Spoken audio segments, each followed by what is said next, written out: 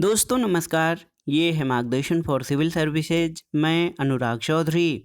दोस्तों घटना चक्र सामान्य अध्ययन पूर्वावलोकन श्रृंखला में इस वीडियो में हम सॉल्व करेंगे भारतीय राज्य व्यवस्था एवं शासन से संबंधित महत्वपूर्ण प्रश्नों को, जो आपके आगामी विभिन्न परीक्षाओं के लिए बहुत ही उपयोगी है। इसमें हम भारतीय संविधान के उद्देशिका यानी प्रस्तावना से संबंधित महत्वपूर्ण प्रश्नों को कवर करेंगे। दोस्तों ये प्रश्न विशेष रूप से यूपीपीसीएस प्रारंभिक परीक्षा, आरओ यानी समीक्षा अधिकारी, सहायक समीक्षा अधिकारी और अन्य राज्य लोक सेवा आयोगों जैसे उत्तराखंड, बिहार, राजस्थान और एमपीपीसीएस द्वारा आयोजित विभिन्न परीक्षाओं के सामान्य ज्ञान और सामान्य अध्ययन के भारतीय राज्य व्यवस्था खंड के लिए बहुत ही उपयोगी हैं। तो आइए शुरू करते हैं सामान्य अध्ययन पूर्वावलोकन श्रृंखला के अंतर्गत भारतीय राज्य व्यवस्था एवं शासन से संबंधित महत्वपूर्ण प्रश्नों को। पहला प्रश्न है दोस्तों, देखिए, निम्नलिखित अवतरण में हम भारत के लोग भारत को एक संपूर्ण प्रभुत्व संपन्न समाजवादी पंथ निरपेक्ष लोकतंत्रात्मक गणराज्य बनाने के लिए तथा उसके समस्त नागरिकों को सामाजिक, आर्थिक और राजनैतिक न्याय, विचार, अभिव्यक्ति, विश्वास, धर्म और उपासना की स्वतंत्रता, प्रतिष्ठा और अवसर की समता प्राप्त कराने के लिए तथा उन सब में व्यक्ति की गरिमा और राष्ट्र की एकता और अखंडता सुनिश्चित करने वाली बंधुता बढ़ाने के लिए दृढ़ संकल्प होकर अपनी इस संविधान सभा में आज दिनांक इतना को एतद द्वारा इस संविधान को अंगीकृत, अधिनियमित और आत्मार्पित करते हैं। तो इसमें जो दिनांक है वो कौन सी तिथि है? तो सही उत्तर है 26 नवंबर 1949, ऑप्शन बी। दोस्तों आप जान लीजिए, भारतीय संविधान की उद्देशिका में भारतीय राज्य व्यवस्था के स्वरूप, उद्देश्य और आदर्शों का उल्लेख किया गया है और इसमें उस तिथि का भी उल्लेख किया गया है जिस दिन भारतीय संविधान को स्वीकार किया गया और ये तिथि 26 नवंबर 1949 है। तो याद रखिएगा, भारतीय संविधान को 26 नवंबर 1949 को संविधान सभा द्वारा अंगीकृत, अधिनियमित और आत्मार्पित किया गया था।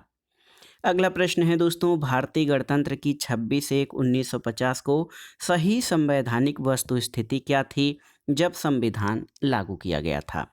तो याद रखिएगा, भारतीय गणतंत्र की 26 जनवरी 1950 को सही संवैधानिक स्थिति संपूर्ण प्रभुत्व संपन्न लोकतंत्रात्मक गणराज्य, ऑप्शन सी आपका सही उत्तर है।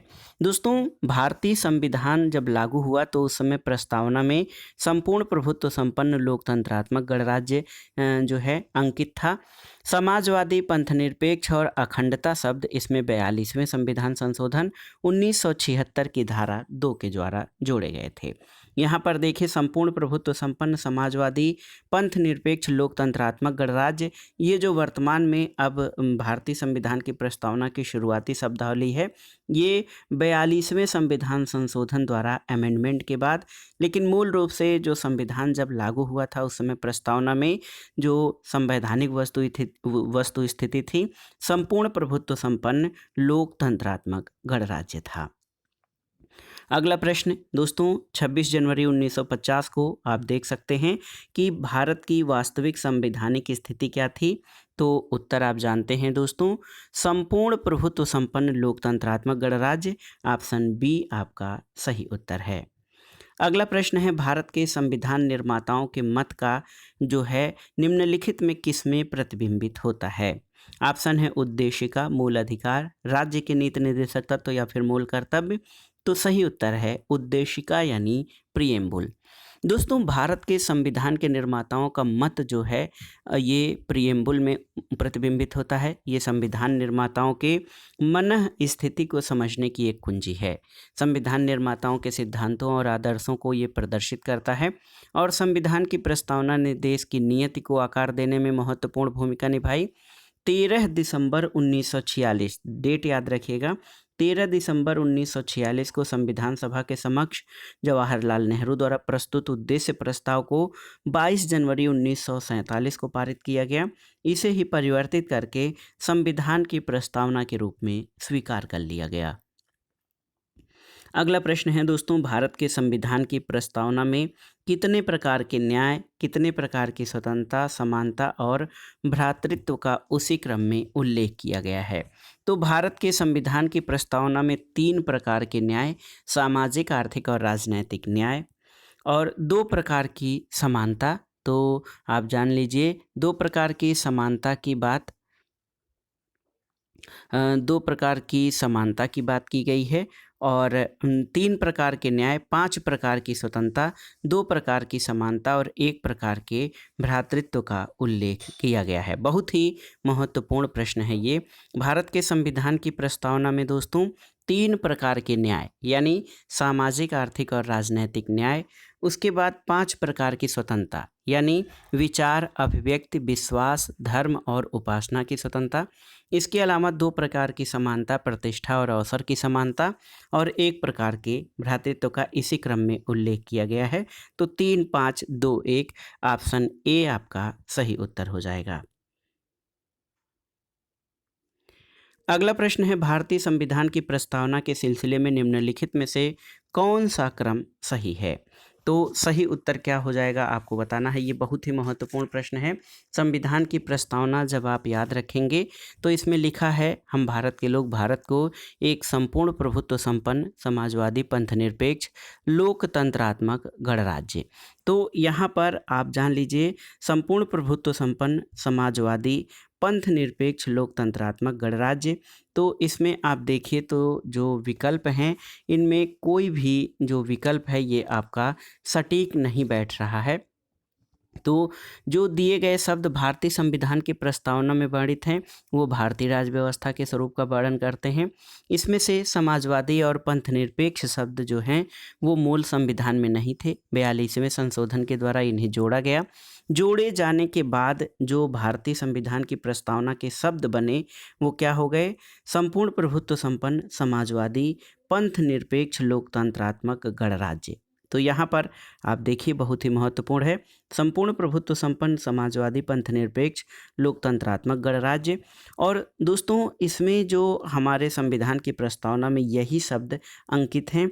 जनवादी शब्द जो है पीपुल्स शब्द भारतीय संविधान की उद्देशिका या प्रस्तावना में उल्लिखित नहीं है। जनवादी शब्द चीन के संविधान में उल्लिखित है। अपने यहाँ लोकतंत्रात्मक गणराज्य शब्द अंकित है। तो कोई भी विकल्प आपका सही उत्तर नहीं होगा। अगला प्रश्न है भारतीय संविधान की प्रस्तावना में भारत को किस रूप में घोषित किया गया है? तो एक सार्वभौम समाजवादी धर्मनिरपेक्ष प्रजातांत्रिक गणराज्य के रूप में भारतीय संविधान की प्रस्तावना में भारत को घोषित किया गया है। तो याद रखिएगा भारतीय संविधान की प्रस्तावना में भारत को एक सार्वभौम यानी संपूर्ण प्रभुत्व संपन्न समाजवादी पंथनिरपेक्ष लोकतंत्रात्मक गणराज्य के रूप में घोषित किया गया है। और भारतीय संविधान में पंथ निरपेक्ष और लोकतंत्रात्मक शब्दों का उल्लेख किया गया है, धर्मनिरपेक्ष और प्रजातांत्रिक शब्दों का प्रयोग नहीं किया गया है। अगला प्रश्न है निम्नलिखित शब्दों पर विचार कीजिए। समाजवादी, प्रजातांत्रिक, सार्वभौमिक और धर्मनिरपेक्ष। तो इसमें सही क्रम क्या हो जाएगा? तो आप जान लीजिए इसमें सार्वभौमिक यानी संपूर्ण प्रभुत्व संपन्न, समाजवादी तो सी के बाद ए आ जाएगा और उसके बाद पंथ निरपेक्ष यानी बी। तो CADB तो ऑप्शन ए आपका सही उत्तर है। लेकिन आप जान लीजिए दोस्तों समाजवादी धर्मनिरपेक्ष नहीं बल्कि पंथ निरपेक्ष, लोकतंत्रात्मक है, प्रजातांत्रिक नहीं, और गणराज्य ये भारतीय संविधान की प्रस्तावना में उल्लिखित किया गया है। अगला प्रश्न है भारतीय संविधान की प्रस्तावना में समाजवादी शब्द किस संशोधन के द्वारा जोड़ा गया था? तो ये था 42वां संविधान संशोधन 1976 और इस संशोधन के द्वारा भारतीय संविधान की प्रस्तावना में समाजवादी पंथनिरपेक्ष और अखंडता शब्द जोड़े गए थे। अगला प्रश्न है कौन सा 42वें संविधान संशोधन के माध्यम से भारत की प्रस्तावना में जोड़ा गया? तो याद रखिएगा समाजवाद और पंथ निरपेक्ष, समाजवादी और पंथ निरपेक्ष शब्द ये 42वें संविधान संशोधन के द्वारा संविधान की प्रस्तावना में जोड़े गए थे। अगला प्रश्न है भारतीय संविधान की प्रस्तावना में धर्मनिरपेक्ष और समाजवादी शब्द जोड़े गए किस संविधान संशोधन के द्वारा? तो आप जानते हैं 42वें संविधान संशोधन के द्वारा 1976 में ये भारतीय संविधान की प्रस्तावना में 3 शब्द जोड़े गए थे, धर्मनिरपेक्ष, समाजवादी और अखंडता। अगला प्रश्न है निम्नलिखित में से कौन भारत को धर्मनिरपेक्ष राज्य वर्णित करता है? मौलिक अधिकार, प्रस्तावना, 9वीं अनुसूची या राज्य के नीति निर्देशक तत्व। तो सही उत्तर है ऑप्शन बी, संविधान की प्रस्तावना। दोस्तों, संविधान की प्रस्तावना के तहत भारत को पंथ निरपेक्ष राज्य वर्णित किया गया है और ये शब्द संविधान में 42वें संविधान संशोधन 1976 के द्वारा जोड़ा गया है। अगला प्रश्न है, निम्नलिखित शब्दों में कौन सा शब्द 1975 में भारतीय संविधान की प्रस्तावना में शामिल नहीं था? बंधुत्व, संप्रभु, समानता और अखंडता। तो सही उत्तर अखंडता। दोस्तों, आप जान लीजिए भारतीय संविधान की प्रस्तावना में 3 शब्द समाजवादी, पंथनिरपेक्ष और अखंडता शब्दों को 42वें संविधान संशोधन 1976 के द्वारा जोड़ा गया। तो यहाँ पे पूछा गया है कि 1975 में कौन सा शब्द नहीं था? तो अखंडता शब्द प्रस्तावना में शामिल नहीं था।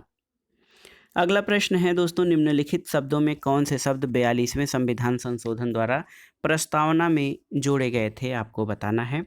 समाजवाद, ग्राम स्वराज, पंथ निरपेक्षता, संपूर्ण प्रभुत्व संपन्न। तो आप जान लीजिए 1 और 3, 1 और 3 जो हैं समाजवाद और पंथ निरपेक्ष शब्द दोस्तों 42वें संविधान संशोधन द्वारा जोड़े गए। ग्राम स्वराज शब्द संविधान की प्रस्तावना में है ही नहीं। संपूर्ण प्रभुत्व संपन्न मूल संविधान में यानी पहले से ही शामिल था। तो केवल 1 और 3 शब्द इन कूटों में से जोड़े गए थे। अगला प्रश्न है, संविधान की उद्देशिका के संबंध में निम्नलिखित कथनों पर विचार कीजिए और दिए गए कोट की सहायता से बताइए कि इनमें से कौन सही हैं। देखिए, पंडित नेहरू द्वारा प्रस्तुत ऑब्जेक्टिव प्रस्ताव अंततोगत्वा उद्देशिका बना, बिल्कुल सही है। इसकी प्रकृति न्याय योग्य नहीं है, सही है।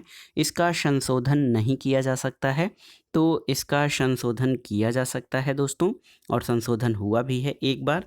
और संविधान के विशिष्ट प्रावधानों को ये ओवरराइड यानी रद्द नहीं कर सकता है। तो 1, 2 और 4 आपके सही हैं, ऑप्शन बी। तो आप जानते हैं दोस्तों, पंडित नेहरू द्वारा 13 दिसंबर 1946 को प्रस्तुत और संविधान सभा द्वारा 22 जनवरी 1947 को अंगीकृत ऑब्जेक्टिव रिजोल्यूशन यानी उद्देश्य प्रस्ताव अंततोगत्वा भारतीय संविधान के उद्देशिका बना। प्रस्तावना का विधिक स्वरूप ये है कि इसे लागू नहीं किया जा सकता। इसकी प्रकृति जस्टिसिएबल यानी न्याय योग्य नहीं है। यद्यपि संविधान के विशिष्ट प्रावधानों को ये रद्द नहीं कर सकती, फिर भी केशवानंद भारती मामले में सर्वोच्च न्यायालय के निर्णय के अनुसार संविधान की उद्देशिका का उपयोग संविधान के अस्पष्ट क्षेत्रों की व्याख्या करने में किया जा सकता है। उद्देशिका में संशोधन संभव है और 42वें संविधान संशोधन 1976 के द्वारा इसमें समाजवादी, पंथ निरपेक्ष और अखंडता शब्द जोड़े गए थे। उद्देशिका संविधान के स्पष्ट प्रावधानों को रद्द नहीं कर सकती है और इसका उपयोग भ्रम को दूर करने में किया जाता है। उद्देशिका का उपयोग इस निष्कर्ष के समर्थन में किया जाता है कि संविधान के मूल ढांचे में कोई परिवर्तन नहीं किया गया है। अगला प्रश्न है, संविधान की प्रस्तावना का विधिक स्वरूप क्या है? तो आप जानते हैं कि ये वाद्य योग्य या न्याय योग्य नहीं है, इसलिए इसे लागू नहीं किया जा सकता। ऑप्शन बी सही उत्तर है। अगला प्रश्न है दोस्तों, भारतीय संविधान की उद्देशिका में संशोधन किया गया था कब? तो देखिए, 42वें संविधान संशोधन 1976 के द्वारा दोस्तों ये भारतीय संविधान की उद्देशिका में संशोधन किया गया था। अगला प्रश्न है, समाजवादी शब्द उद्देशिका में कब जोड़ा गया? तो 42वें संविधान संशोधन 1976 के द्वारा समाजवादी शब्द उद्देशिका में या प्रस्तावना में जोड़ा गया था। अगला प्रश्न है दोस्तों, भारतीय संविधान की प्रस्तावना में समाजवादी शब्द किस संशोधन के द्वारा लाया गया था? तो आप जानते हैं 42वें संविधान संशोधन के द्वारा प्रस्तावना में 3 शब्दों को समाजवादी, पंथ निरपेक्ष और अखंडता को जोड़ा गया था। अगला प्रश्न है दोस्तों, 26 नवंबर 1949 को अंगीकृत भारतीय संविधान की प्रस्तावना में कौन से शब्द शामिल नहीं थे? तो समाजवादी, पंथ निरपेक्ष और अखंडता शब्द ये जो हैं शामिल नहीं थे। गणराज्य शब्द तो मूल संविधान में था ही, लोकतंत्रात्मक गणराज्य। तो आप जानिए कि 26 नवंबर 1949 को जब संविधान अंगीकृत किया गया था मूल रूप से, तो ये तीनों शब्द समाजवादी, पंथ निरपेक्ष और अखंडता शामिल नहीं थे, यानी 1, 2, 3 शामिल नहीं थे। और इन तीनों ही शब्दों को 42वें संविधान संशोधन 1976 के द्वारा प्रस्तावना में जोड़ा गया था। अगला प्रश्न है दोस्तों, भारतीय संविधान की प्रस्तावना में पंथ निरपेक्ष शब्द जोड़ा गया। देखिए, भारतीय संविधान की प्रस्तावना में पंथ निरपेक्ष शब्द जोड़ा गया था। आपको बताना है कब। तो ये जोड़ा गया था 42वें संविधान संशोधन यानी 42nd अमेंडमेंट 1976 के द्वारा, और ये प्रश्न कई बार परीक्षाओं में पूछा गया है। अगला प्रश्न है दोस्तों, भारत के संविधान के आमुख का लक्ष्य उसके सभी नागरिकों के लिए सुनिश्चित करना है क्या? सामाजिक तथा आर्थिक न्याय, विचार और अभिव्यक्ति की स्वतंत्रता, अवसर की समानता और व्यक्ति की प्रतिष्ठा। तो इसमें सभी चारों आपके उत्तर हो जाएंगे, क्योंकि भारतीय संविधान की प्रस्तावना का जो लक्ष्य है उसके सभी नागरिकों को सामाजिक, आर्थिक और राजनैतिक न्याय, विचार, अभिव्यक्ति, विश्वास, धर्म और उपासना की स्वतंत्रता, प्रतिष्ठा और अवसर की समता और व्यक्ति की गरिमा को सुनिश्चित करना है। अगला प्रश्न कथन और कारण से संबंधित है। कथन है कि भारत एक संपूर्ण प्रभुत्व संपन्न समाजवादी पंथ निरपेक्ष लोकतंत्रात्मक गणराज्य है। बिल्कुल सही है। कारण है कि इसे 42वें संविधान संशोधन 1976 के द्वारा संपूर्ण प्रभुत्व संपन्न लोकतंत्रात्मक गणराज्य के स्थान पर प्रतिस्थापित किया गया था। तो दोस्तों आप जान लीजिए, ए और आर दोनों सही हैं और आर ए की सही व्याख्या करता है।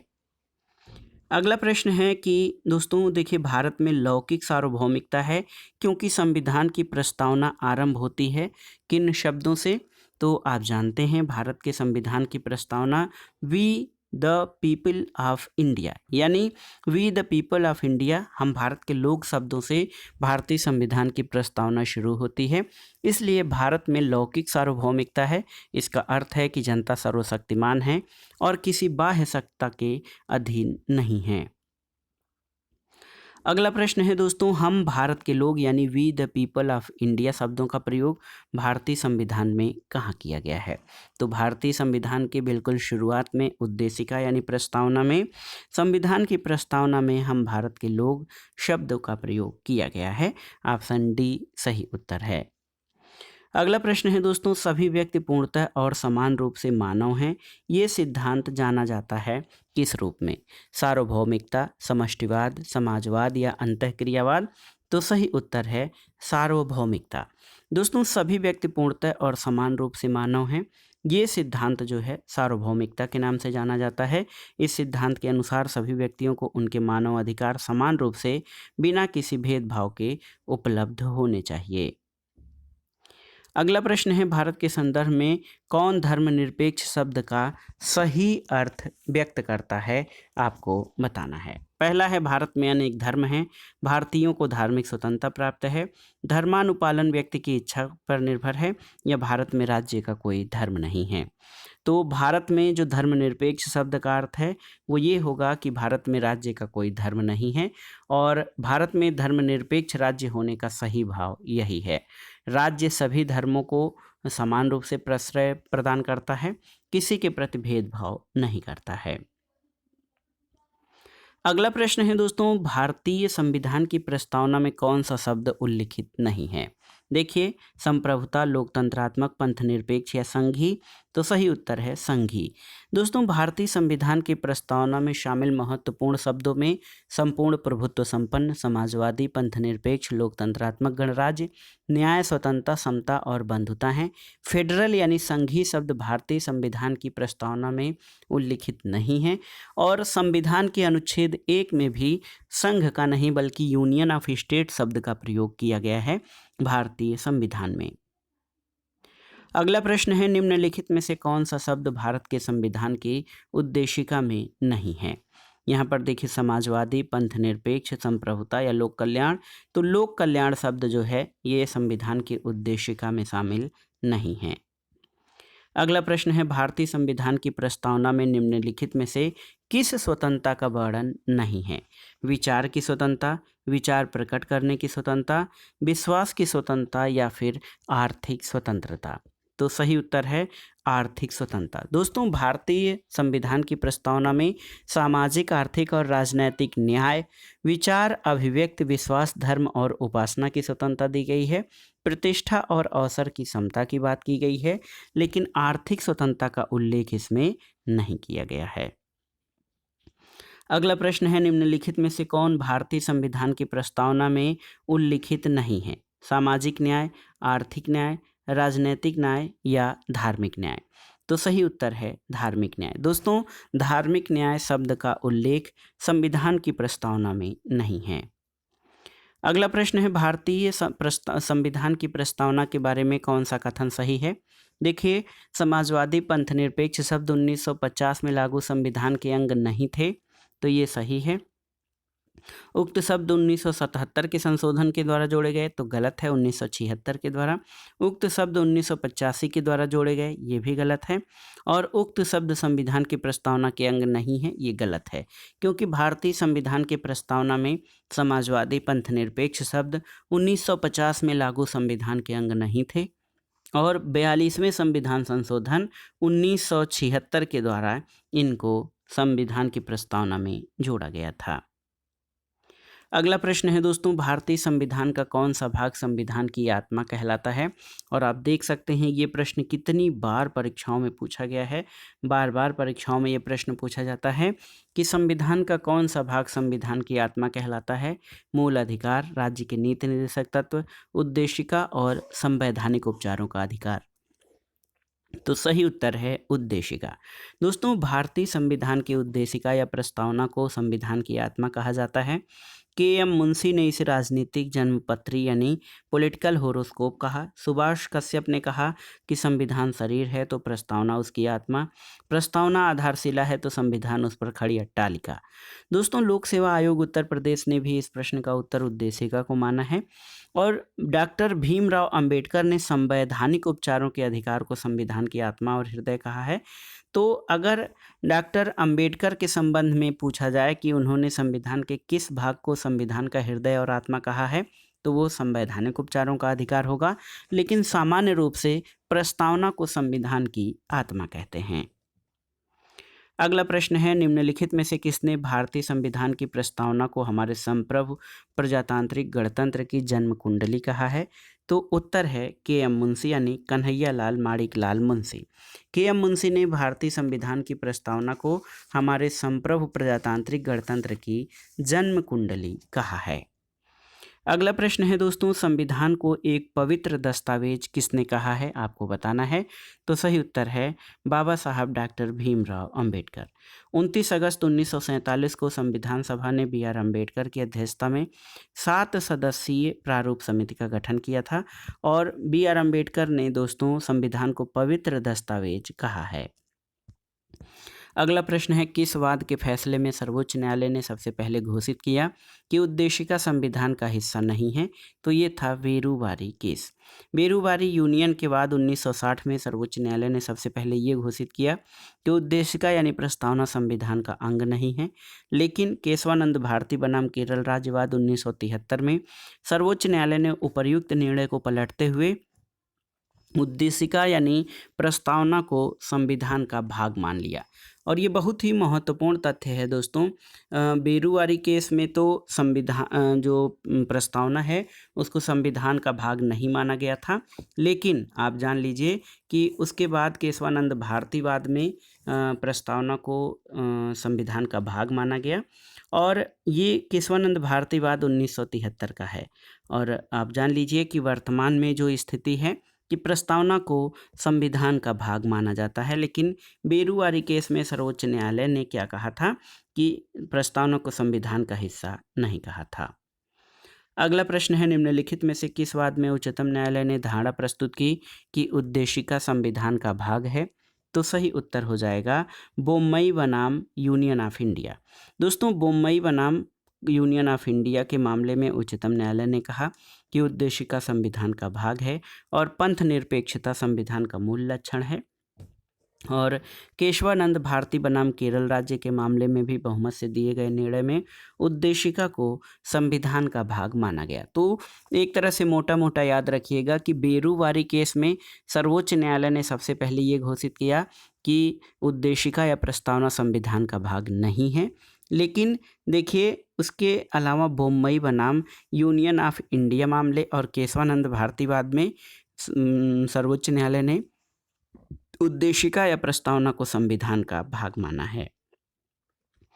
अगला प्रश्न है, निम्नलिखित विवादों में किसने सर्वोच्च न्यायालय ने प्रस्तावना को भारतीय संविधान की मौलिक संरचना का भाग स्वीकार किया है? बेरुआ वाद, ए के गोपालन वाद, प्रीवी परसेज या केशवानंद भारती?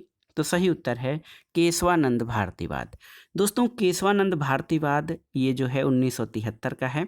इस मामले में सर्वोच्च न्यायालय ने प्रस्तावना यानी उद्देशिका को भारतीय संविधान की मौलिक संरचना का भाग स्वीकार किया है और सर्वोच्च न्यायालय के शब्दों में हमारे संविधान का प्रासाद उद्देशिका में वर्णित बुनियादी तत्वों पर खड़ा है। यदि इनमें से किसी भी तत्व को हटा दिया जाए तो सारा ढांचा ही ढह जाएगा, यानी संविधान वही नहीं रह जाएगा, अर्थात अपना व्यक्तित्व और पहचान खो देगा। तो 1973 के केशवानंद भारतीवाद में सर्वोच्च न्यायालय ने माना है कि प्रस्तावना जो है संविधान की मौलिक संरचना का भाग है।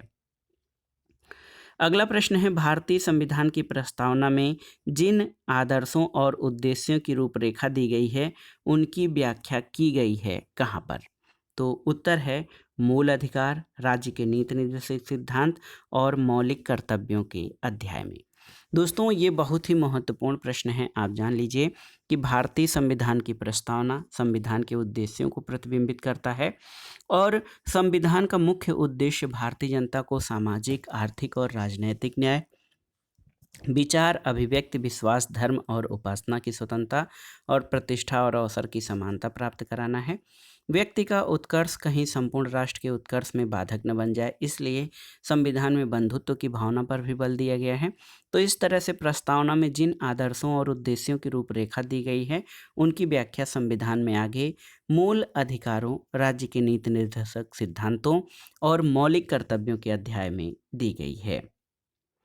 अगला प्रश्न है, निम्नलिखित में से कौन एक भारतीय संविधान के उद्देश्यों को प्रतिबिंबित करता है? देखिए, कौन सा? मौलिक अधिकार, संविधान की प्रस्तावना, राज्य के नीति निर्देशक तत्व या संसद? तो सही उत्तर है दोस्तों, भारतीय संविधान के उद्देश्यों को भारतीय संविधान की प्रस्तावना प्रतिबिंबित करती है। अगला प्रश्न है, भारत के संविधान की उद्देशिका कितने प्रकार की न्याय की व्यवस्था दी गई है? 2, 3, 1 या 4? तो सही उत्तर है 3 प्रकार, यानी सामाजिक, आर्थिक और राजनैतिक न्याय।